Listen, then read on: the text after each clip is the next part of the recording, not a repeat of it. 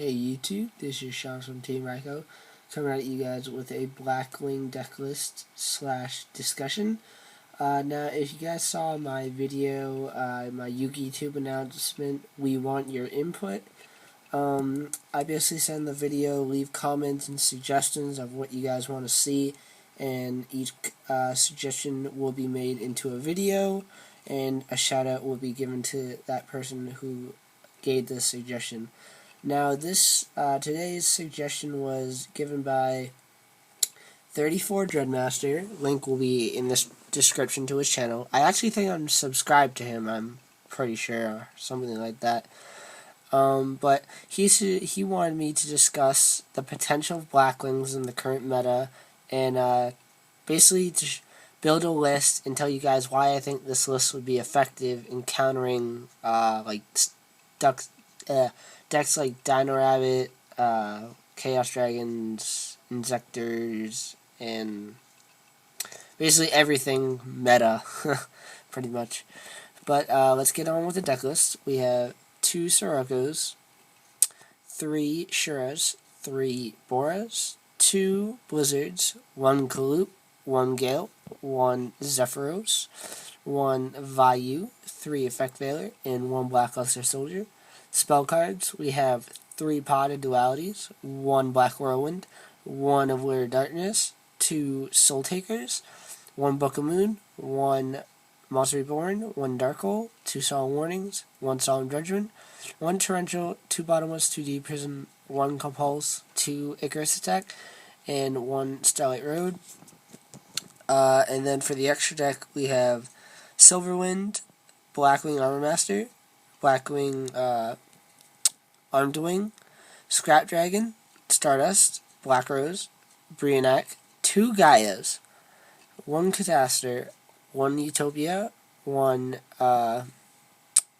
Gemini Pearl, 1 Roach, 1 Zenmaines, and 1 Maestroke. Now let's get into the discussion of the explanation for the deck list. Now, as you can see, I'm not playing any Thunder Kings or stuff like that.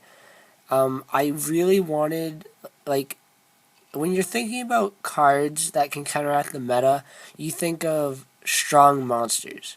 Now, Thunder King is great and all, but once your opponent already establishes a field, Thunder King is kind of crap, so you don't really want to play Thunder King. And I've always liked Sirocco and Vayu combos, because they're really good. It gives you a free monster. Pretty good beat stick too. Sirocco can pump himself up, so that's why I played that. Now, I played 2 Blizzard because obviously you don't want to clog, and I wanted to make this deck as least affected by effect failure as possible, because during the in the side deck you should be siding cards that have effects, and you want your opponent to side out those veilers. And for this Blackwing lineup, it's pretty standard. Other than that, I decided to play Blackluster Soldier because you need a little muscle in there. You need a way to just beat in for the win. And so now, going into the spell cards, it's pretty standard for Blackwing. No Heavy Storm, basically no spell trap removal, because honestly, in my opinion, you don't even need it. It's so unnecessary. You want to play control. So you're not really worried about their back rows. At least I'm not worried about their back rows. And you're going to be setting a lot of cards because you play 12 traps, so you don't want to play Heavy Storm anyways, and playing 1 MST or 1 Forbidden Lance isn't really worth it, because I could only fit one of the card if I wanted to fit in this deck, because of the other choices I made. Then we have Allure.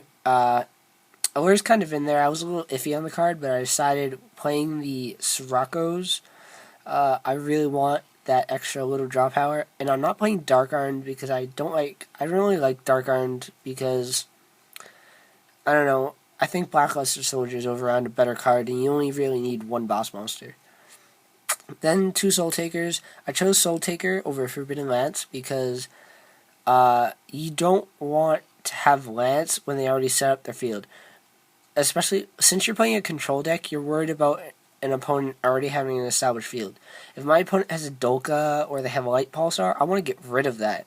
I want to get rid of any strong beat sticks so I'm just gonna Soul Taker it away. And even though I'm playing I'm playing a slow deck where it only attacks for little amounts of damage, I don't really care about the life points. Soul Taker is overall a better card because I can choose the target. Now onto the trap cards. As you notice, I only play one Torrential. Since you're playing this deck, especially where you're not playing a ton of floaters, you don't really want to nuke your board ever, because that's just a terrible move. If you're nuking your board, you're already in a super bad position, and that's just saying I pretty much lose. So you want to have the most versatile options possible, and that's why instead of the second torrential, as you see, I put a second. I play a Tech Compulse. This deck has a problem with Maestroke and Zen mains and big monsters in general, so I figured why not just bounce that away. And if my opponent activates Bottomless, I can always bounce my own monsters, so that's really good. Other than that, the only odd thing is two Icarus attacks.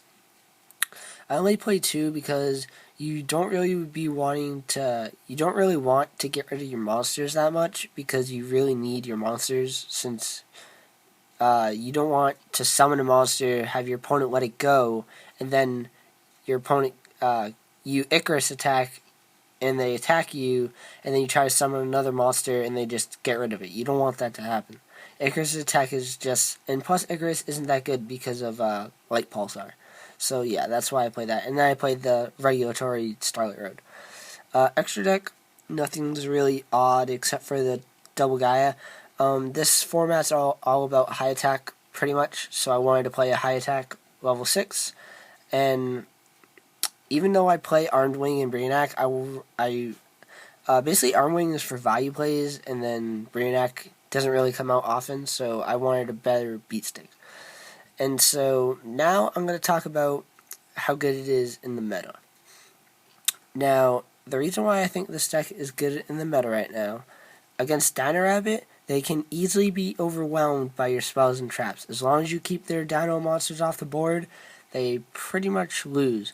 Like, literally, I don't play Dino Rabbit anymore because it pretty much comes down to, if you resolve a Rescue Rabbit, you win. If you don't resolve a Rescue Rabbit, you lose pretty much. That's pretty much what it comes down to. I mean, that's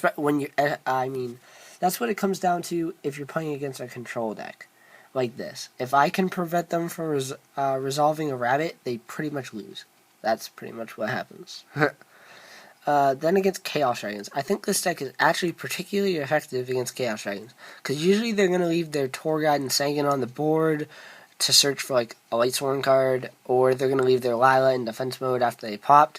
So Sirocco and Bora easily take advantage of those situations and can put in a lot of work. Then I play the Soul Takers to counteract the Light Pulsar so I can hit in for game. Also, that goes along with the Deep Prisons and Bottomless. So overall, this deck has a really solid matchup against Chaos Dragons. Then finally, for wind-up, I'm not going to talk about Inzectors because they suck. I win against wind-ups because I play so much monster removal, they're not going to get anything off, and then I play Veilers, and you should be starting Maxis. So that's pretty much it. So that's the deck, guys, in discussion. I actually might play this, now that I think about it, because it seems really, really good right now. Because it has a solid matchup against pretty much everything. I tested it. Right before I posted up this deck list, I played Chaos Dragons and totally smashed them. So, yep. That's the video, guys. Hope you enjoy, and I'll see you guys later.